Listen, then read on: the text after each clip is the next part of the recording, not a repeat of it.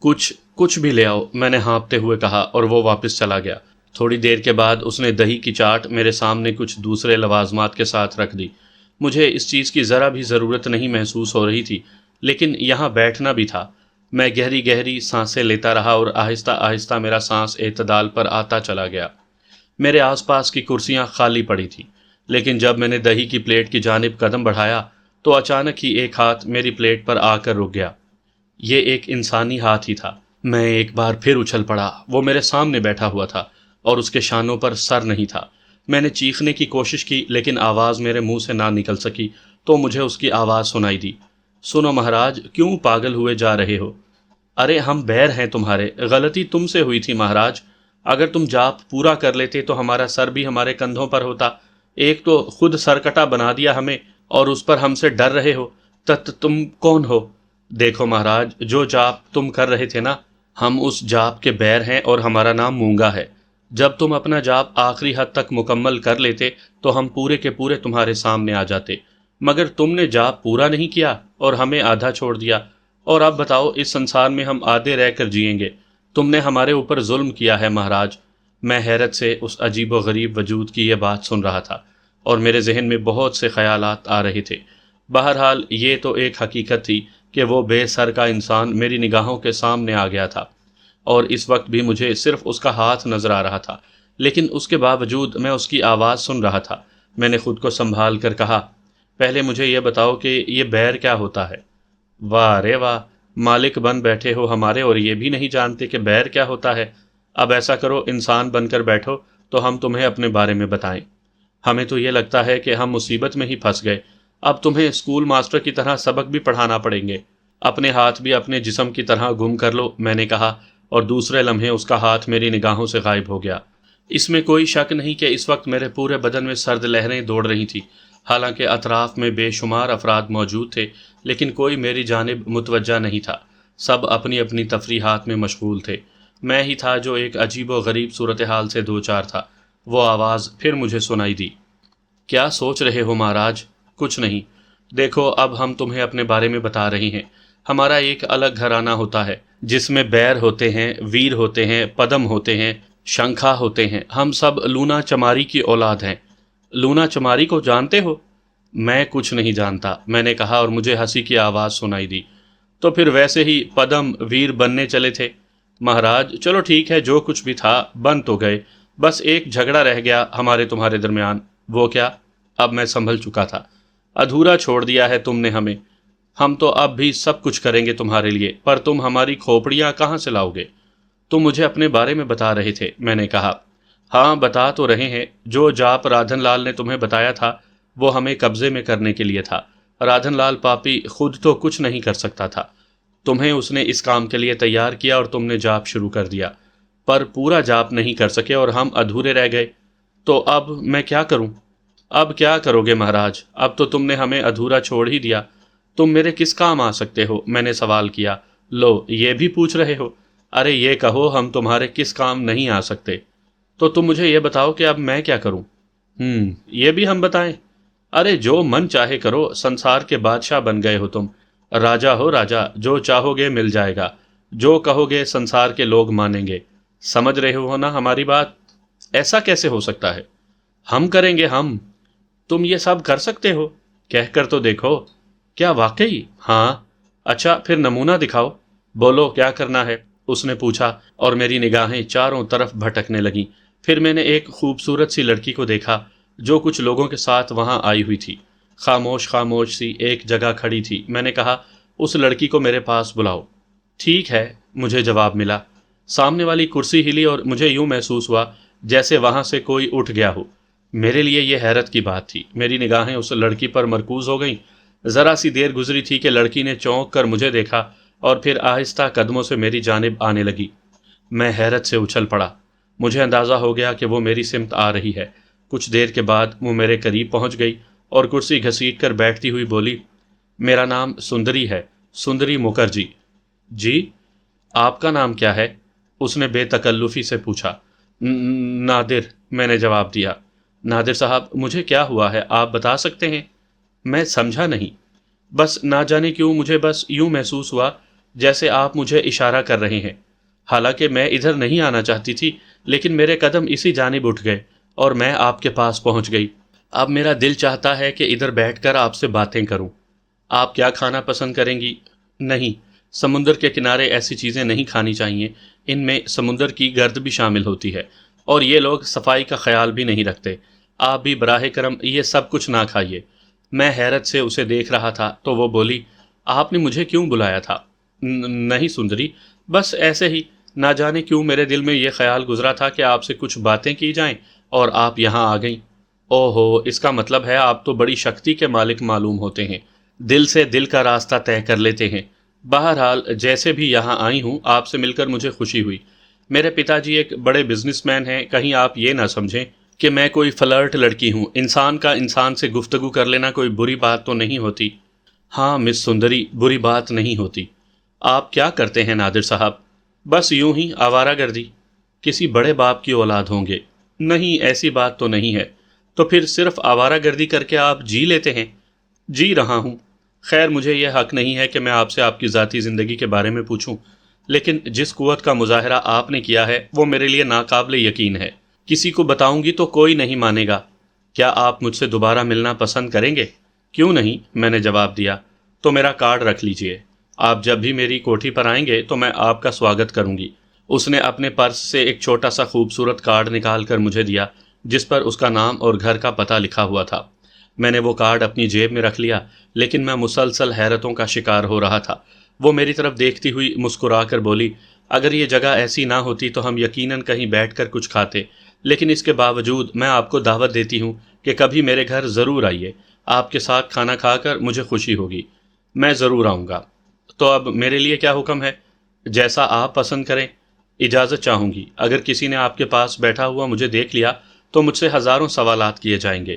یہ پوچھا جائے گا کہ آپ کون ہیں، جبکہ میں آپ کے بارے میں کچھ بھی نہیں جانتی۔ کیا آپ مجھے اپنا پتہ دینا پسند کریں گے؟ میں خود آپ سے ملاقات کروں گا مس سندری، میں نے جواب دیا۔ تو پھر اجازت۔ اصل میں میرے ساتھ دوسرے لوگ بھی ہیں، وہ سب سمندر میں نہا رہے ہیں۔ مجھے سمندر کی لہروں سے ڈر لگتا ہے، اس لیے میں پانی میں نہیں گئی اور کھڑی ان لوگوں کو نہاتے ہوئے دیکھ رہی تھی کہ آپ نے مجھے طلب کر لیا۔ اچھا پھر دوبارہ ضرور ملاقات کیجیے گا، اس نے کہا اور اٹھ کر وہاں سے آگے بڑھ گئی۔ میرا سر چکرا رہا تھا۔ سندری کا دیا ہوا کارڈ میرے ہاتھ میں موجود تھا اور میں چکرائی ہوئی نگاہوں سے اسے دیکھ رہا تھا کہ اچانک سامنے والی کرسی ہلی اور پھر مجھے وہی آواز سنائی دی، کہو مہاراج، ہم نے غلط تو نہیں کہا تھا؟ نہیں، واقعی تم تو کمال کی چیز ہو۔ چیز نہیں ہے ہم۔ جو کچھ بھی ہو، کاش میں تمہارا سر مکمل کر سکتا، تم تو میرے بڑے کام آ سکتے ہو۔ وہی تو تم نہیں کر سکتے مہاراج، لیکن خیر کچھ نہ کچھ ہو جائے گا۔ کیوں نہیں کر سکتا میں؟ کیسے کرو گے؟ وہ جاب پورا کر لوں گا اور تمہیں مکمل کر دوں گا، میں نے کہا اور اس کی آواز سنائی دی، یہی تو نہیں کر سکتے تم اب۔ آخر کیوں؟ جاپ یاد ہے تمہیں؟ ذرا دماغ پر زور دو، اس نے کہا اور میں نے جاپ یاد کرنا شروع کر دیا، لیکن دماغ خالی تھا۔ کیا مجال کہ ایک بھی لفظ ذہن میں آیا ہو۔ بہت دیر سوچتا رہا اور کوشش کرتا رہا، مگر اس کے باوجود بھی مجھے کچھ یاد نہ آیا۔ اس کے بعد میں نے حیرانی سے سامنے دیکھا۔ کیوں، کیا بات ہے؟ واقعی وہ جاپ میں بھول گیا ہوں، اب وہ تمہیں کبھی یاد نہیں آ سکے گا۔ مگر چلو چھوڑو، کوئی ایسی بات نہیں ہے، دیکھ لیں گے بعد میں۔ اب یہ بتاؤ، یہیں بیٹھے رہو گے یا یہاں سے اٹھو گے؟ مگر میں کہاں جاؤں؟ میرے لیے یہ پورا شہر اجنبی ہے اور کوئی بھی میرا شناسا نہیں ہے۔ وہ پھر ہنسا اور بولا، اچھا تو پھر ٹھیک ہے، کھڑے ہو جاؤ۔ میں نے اس کی ہدایت پر عمل کیا۔ دفعتاً ہی فضا میں ایک ہلکی ہلکی حرارت پیدا ہوئی اور مجھے یوں لگا جیسے میرے جسم میں گرمی بھرتی جا رہی ہو، اور پھر مجھے اپنا وجود بھاری بھاری محسوس ہوا، لیکن یہ چند لمحات کی بات تھی۔ اس کے بعد میں پرسکون ہو گیا، لیکن میں اپنی حالت پر غور کر رہا تھا۔ میں نے اسے آواز دی، مونگا۔ ہاں، یہ دوسری آواز بھی میرے ہی منہ سے نکلی تھی، لیکن یہ میری آواز نہیں تھی۔ ایک بار پھر مجھ پر حیرت کا دورہ پڑا تو اس نے کہا، نہیں، حیران ہونے کی ضرورت نہیں، اب ہماری جگہ تمہارے شریر ہی میں ہے۔ کیا مطلب؟ ارے ہم رہیں گے کہاں، تمہارے شریر ہی میں ہمیں بسیرا کرنا ہوگا، گویا اب تم میرے بدن کے اندر ہو۔ تو اور کیا، تم نے محسوس نہیں کیا؟ لیکن نہیں مہاراج، رہنے دو، فائدہ ہی ہوگا تمہیں، آگے چل کر دیکھ لینا۔ پھر دماغ نے مجھ سے کہا کہ مجھے یہاں سے نکلنا چاہیے، ایک ٹیکسی کر کے کسی اچھے سے ہوٹل کا پتہ معلوم کرنا چاہیے۔ قیام کے لیے ہوٹل تو ہوا ہی کرتے ہیں، اس خیال کے تحت میں آگے بڑھا اور ایک ٹیکسی کے پاس پہنچ گیا۔ ٹیکسی میں بیٹھ کر میں نے ڈرائیور سے کہا، مجھے کسی 5 اسٹار ہوٹل لے چلو، لیکن یہ الفاظ ادا کرتے ہوئے میرے منہ سے اپنی نہیں مونگا کی آواز نکلی تھی۔ مونگا کی آواز میں ایک بھاری پن اور ایک روبدار کیفیت تھی۔ میں جن حیرتوں میں ڈوبا ہوا تھا اس کا تصور آپ بھی کر سکتے ہیں۔ باہر تو ٹیکسی چل پڑی۔ میں نہیں جانتا تھا کہ مجھے کون سے ہوٹل جانا ہے، لیکن پھر ٹیکسی نے مجھے ایک 5 اسٹار ہوٹل اتار دیا۔ میں نے اسے کرایہ ادا کیا اور میرے قدم 5 اسٹار ہوٹل میں داخل ہو گئے۔ میں آپ سے پورے وثوق سے کہہ سکتا ہوں کہ ان تمام کاوشوں میں میرا کوئی دخل نہیں تھا، بس میرا بدن میرے دماغ سے جدا ہو کر عمل کر رہا تھا اور میں 5 اسٹار ہوٹل کے کاؤنٹر پر پہنچ چکا تھا۔ پھر میں نے اپنی رہائش کے لیے ایک کمرہ طلب کیا اور 5 اسٹار ہوٹل کے اٹینڈنٹ نے بڑے ادب سے مجھے مخاطب کیا۔ میں نے کمرہ حاصل کر کے اس میں اپنا نام نادر شاہ لکھوایا تھا۔ باہر تو پھر میں اندر داخل ہو گیا۔ پورٹر میرے ساتھ تھا، میرے پاس کوئی سامان نہیں تھا۔ پورٹر نے کمرے کا دروازہ کھولا اور مجھ سے کہنے لگا، سر میرے لیے اور کیا حکم ہے؟ آپ کو کوئی شے درکار ہو تو براہ کرم فرما دیجئے۔ نہیں، ہمارا سامان ابھی بعد میں آ جائے گا، ابھی ہم خود یہاں پہنچے ہیں۔ بہتر سر، اس نے جواب دیا۔ میں نے جیب سے ایک نوٹ نکال کر اس کے حوالے کیا اور پورٹر اس بڑے نوٹ کو لے کر کئی بار مجھے سلام کر کے باہر نکل گیا۔ میں نے کمرے کو اندر سے دیکھا۔ زندگی میں کبھی خواب میں بھی اتنا شاندار کمرہ نہیں دیکھا تھا۔ کیا اعلیٰ درجے کی مسحری تھی، ٹیلی ویژن، ڈش، ایئر کنڈیشن اور نہ جانے کیا کیا۔ میں خشک ہونٹوں پر زبان پھیر کر مسحری پر جا بیٹھا تو ایک بار پھر مجھے اپنے بدن میں وہی حرارت محسوس ہوئی اور اس کے بعد پھر میرا بدن ہلکا ہو گیا اور مونگا کی آواز سنائی دی۔ کہیے مہاراج، مزہ آیا؟ مونگا، میں نے ہکلائی ہوئی آواز میں کہا۔ اب یہ ہکلانا چھوڑ دیجئے، آپ ایک ویر کے مالک ہیں، سنسار آپ کے چرنوں میں ہوگا، مجال ہے کسی کی جو آپ سے انحراف کرے۔ مگر مونگا، اب مجھے کیا کرنا چاہیے؟ سنسار کے مزے لوٹو اور کیا کرو گے، اس نے کہا۔ مونگا، تم جانتے ہو میں نے رادھن لال اور بابا سفیدے کا خون کر دیا ہے۔ تو پھر؟ پولیس کو میری تلاش ہوگی، پولیس کی ایسی کی تیسی۔ کیا مطلب؟ کسی کی مجال ہے جو آپ کی طرف آنکھ اٹھا کر بھی دیکھے؟ ہم جو آپ کے ساتھ ہیں۔ ایک بات اور بتاؤ مونگا۔ جو من چاہے پوچھے مہاراج، مونگا آپ کا داس ہے، پوچھئے کیا پوچھنا چاہتے ہیں؟ کیا تم 24 گھنٹے میرے ساتھ رہو گے؟ نہیں مہاراج، یہ تو ممکن نہیں ہے۔ کیوں؟ ہم نے کہا نا کہ آپ سے ہمارا بھی ایک پریوار ہوتا ہے، ہمیں اس کے بیچ بھی جانا پڑتا ہے۔ پر مہاراج، جب آپ ہمیں آواز دو گے تو ہم آپ کے پاس موجود ہوں گے۔ آپ کسی بھی سمے ہم سے کوئی کام کہو گے تو ہم وہ کام کریں گے۔ تو پھر ہمیں اجازت مہاراج۔ مونگا، یہاں مجھے کوئی مشکل تو پیش نہیں آئے گی؟ پتہ چل جائے گا مہاراج، چنتا کیوں کرتے ہو، اس نے کہا۔ پھر میرے کمرے کا دروازہ کھولا اور مجھے یوں محسوس ہوا جیسے کوئی اندر سے باہر نکل گیا ہو۔ میری حالت بہت خراب تھی، میں سحری پر دراز ہو گیا اور اس کے بعد میرے بدن سے پسینہ نکلنے لگا۔ یہ سب کیا ہے خدایا، یہ سب کیا ہے؟ سامعین کرام، آپ سن رہے ہیں ایک خوفناک اردو کہانی جس کا نام ہے آسیب اور اس کے مصنف ہیں ایم اے راحت۔ یہ اس سلسلے کی قسط نمبر 6 ہے۔ مجھے امید ہے آپ کو میری یہ کاوش پسند آ رہی ہوگی۔ آپ نے اگر ابھی تک میرا چینل مائی وائس سبسکرائب نہیں کیا تو ابھی میرے چینل کو سبسکرائب کر کے بیل نوٹیفیکیشن آن کر لیجئے تاکہ آنے والی ہر نئی کہانی کی اطلاع بر وقت آپ تک پہنچ سکے۔ ایک خواب محسوس ہوتا تھا، ایک پراسرار خواب، اور میں یہ سوچ رہا تھا کہ جب اس خواب سے میری آنکھ کھلے گی تو کیا ہوگا؟ میں کہاں نظر آؤں گا؟ اپنی بستی میں، یا گزرے ہوئے واقعات میں سے کسی ایک منظر میں، یا پھر ریاض خان کے گھر، یا پھر لیکن یہ اپنے آپ کو دھوکہ دینے والی بات تھی۔ خواب ایسے تو نہیں ہوتے، پھر یہ سب کیا ہے؟ میں کس جال میں پھنس گیا ہوں؟ بھلا وہ لمحات بھولے جا سکتے ہیں جب پشپا کے لیے میں نے 2 افراد کو قتل کر دیا تھا؟ نہیں، یہ سب کچھ خواب نہیں ہے، یہ حقیقت ہے۔ تو پھر مجھے کیا کرنا چاہیے؟ یہ 5 اسٹار ہوٹل اور یہ سب کچھ، کیا میں اس کے قابل ہوں؟ میں نے تو جس انداز میں زندگی کا آغاز کیا اس میں یہ تصور بھی ایک عظیم سرمایہ ہو سکتا ہے، لیکن اب یہ سب کچھ، اور پھر مونگا۔ یہ مونگا کیا چیز ہے؟ اف، کتنا خوفناک تھا وہ۔ اس کے شانوں پر سر ہی نہیں تھا، پتہ نہیں اس کی اصلی شکل کیسی ہوگی۔ پھر مجھے نیند آ گئی تھی، دل و دماغ کچھ ایسے تھکے ہوئے تھے کہ خوب گہری نیند سویا۔ دوسری صبح جاگا تو ایک بار پھر وہی وحشت حملہ آور ہو گئی، لیکن اب میں نے دل میں سوچا کہ اپنے آپ کو سنبھالنا ضروری ہے، اگر انہی وحشتوں میں رہا تو بن موت مارا جاؤں گا۔ ایک طرف ٹوائلٹ لکھا ہوا تھا، چنانچہ اٹھ کر میں اندر داخل ہو گیا۔ ٹوائلٹ کے اندر سے دیکھا، کیا کچھ نہیں تھا وہاں پر، سفیدی ہی سفیدی تھی چاروں طرف، چمکدار ٹائلوں سے ٹوائلٹ سجا ہوا تھا اور یہاں جو کچھ تھا مجھے تو اس کا استعمال بھی نہیں آتا تھا۔ عقل سے کام لیا، ٹب میں بیٹھا اور شاور کھول دیا۔ ایسا شاور اور ایسا واش روم میں نے ایک فلم میں دیکھا تھا، اور وہ سب کچھ آج میرے قبضے میں تھا۔ اور مونگا، اس نے جو کچھ کہا تھا وہ تو بڑے اچھے مستقبل کی نشاندہی کرتا تھا۔ بہرحال اب دیکھنا یہ ہے کہ زندگی کی گاڑی کون سی پٹری پر سفر کرتی ہے۔ پھر غسل کرتے کرتے دل میں ایک خیال آیا کہ نادر، زندگی تو کوئی شے ہی نہیں، ٹھوکروں میں پروان چڑھے ہو، دوسروں کے رحم و کرم پر زندگی گزارتے رہے ہو۔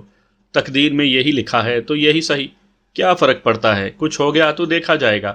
اپنے آپ کو تقدیر کے فیصلوں پر چھوڑ دو۔ ہاں، اپنے تحفظ سے غافل نہ رہو۔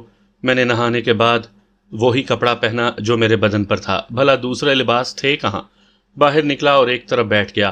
نہ جانے دل میں کیا خیال آیا کہ سامنے کی الماری کھول کر دیکھا اور اسے دیکھ کر چونک پڑا۔ لباس وہ کہ ان پر آنکھ نہ ٹک سکے۔ ابھی یہ دیکھ ہی رہا تھا کہ ویٹر نے دروازے پر دستک دی اور پھر دروازہ کھول کر اندر آ گیا۔